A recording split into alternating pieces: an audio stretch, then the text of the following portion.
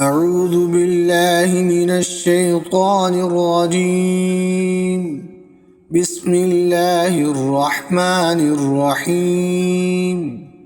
ألف لام ميم.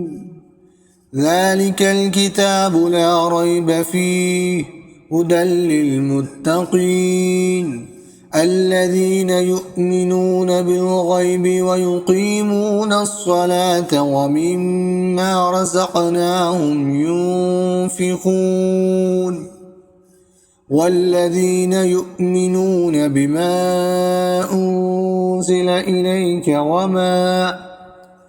إليك وما أنزل من قبلك وبالآخرة هم يوقنون أولئك على هدى